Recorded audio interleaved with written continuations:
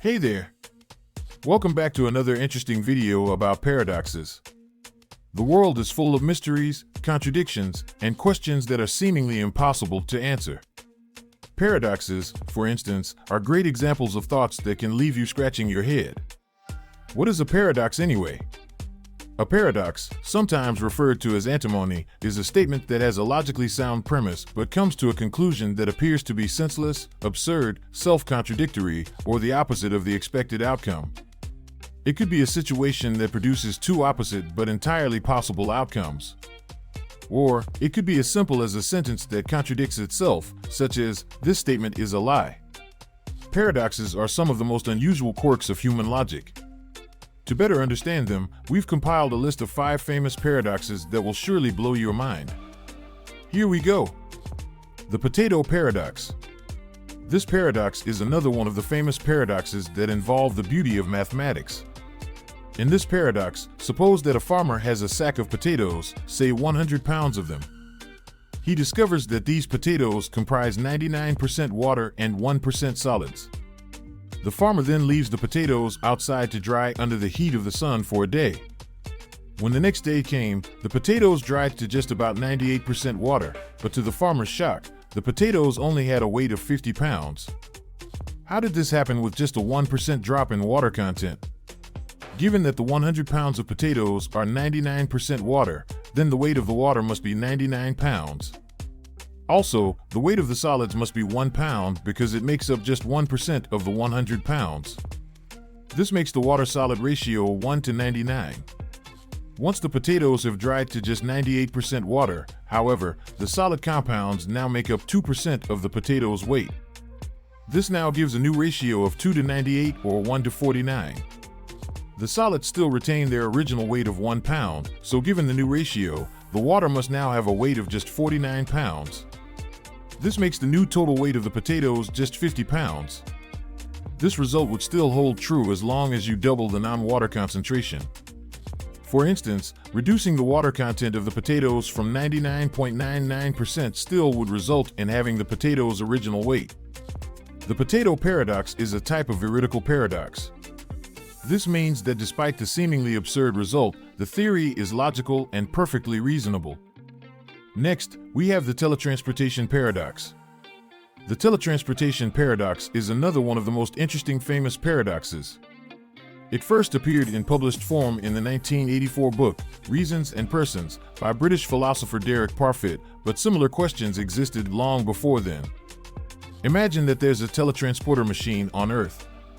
It puts you to sleep, records your molecular composition, breaks you down into your constituent atoms, and relays that information to somewhere on Mars at the speed of light. At the receiving end on Mars, a machine recreates your body, atom by atom, down to the last detail. When that body wakes up, it will have all your memories and all the parts that make you who you are. It even has the smallest of cuts from when you shaved that morning. Now, is the person on Mars still the same person as the one who entered the teletransporter on Earth? Is it still the same you, or did you cease to exist when the teletransporter destroyed your physical body? You could say that your replica on Mars is still the same you and that the teletransporter was just a way for you to travel. However, to make things more complicated, let's say the teletransporter became faulty over time. It failed to destroy your original body on Earth. Thus, the machine now just made an exact replica of you on Mars. The replica would have the same memories as you and can claim to be you. It even remembers entering the teletransporter on Earth to travel to Mars. Your Martian self will identify itself with you. Which one is the real you in this case? One related paradox about identity is the ship of Theseus, which dates back to ancient Greece. In this paradox, the problem is this: if you replace the parts of a ship one by one until it no longer has its original components, is it still the same ship? It's a mind-blowing and a little concerning problem to think about. Next up, the grandfather paradox. Time travel has always been a favorite subject of many. The entire concept of traveling back in time continues to spark debate in the scientific community. Much confusion and theories arise, and all for good reason. Time, after all, is a tricky concept to grasp. A more pressing question, however, continues to fuel the imagination of countless people all over the world. Is time travel even possible?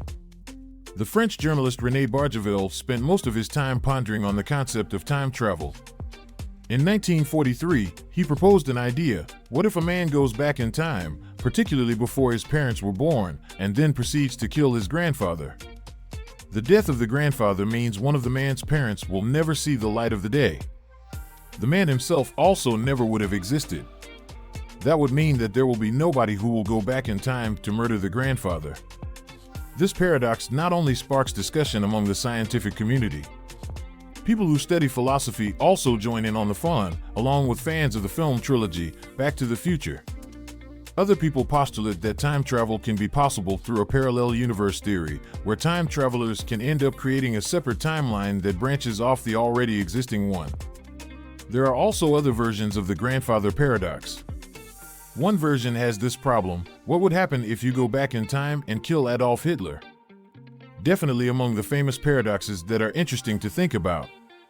Let's take a look at the bootstrap paradox. The bootstrap paradox is yet another play in time. It essentially questions how something that is taken from the future to be placed in the past can never come to exist. It's a common idea used by the science fiction realm, heavily decorating book plots, film concepts, and other more prominent ideas. The most renowned and memorable example of the bootstrap is The New Time Travelers, which was written by Professor David Toomey. Let's put it this way. Say that William Shakespeare's Romeo and Juliet was taken from a bookstore by the time traveler. The time traveler then goes back in time to give the book to Shakespeare. Shakespeare then pays to make copies of the book, claiming it as his own work. Centuries pass, and Romeo and Juliet continues to be printed, produced, and read by countless people. Eventually, it finds its way back to the bookstore, where the time traveler takes it and brings it back to Shakespeare. The question now stands: who actually wrote the drama? What do you think? To cap off this list of famous paradoxes, here's another fun paradox: the Monty Hall problem.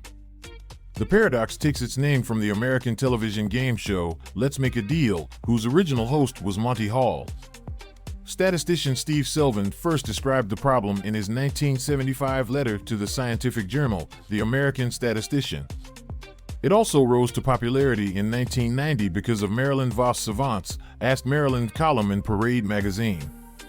In the Monty Hall problem, you're in a game show and you have to choose among 3 different doors. There is a brand new car behind one door and goats behind the other 2 doors. Let's say that you pick door number 1. The host, who knows where the goats are and where the car is, opens door number 3 to reveal a goat. He then offers you a choice to switch to door number 2. If you want to win the car, should you make the switch to door number 2? Marilyn Vos Savant stated in her column that the player should make the switch. According to her, it increases the chances of winning the car. She wrote that when you make the initial choice, your chance of winning a car is 1/3.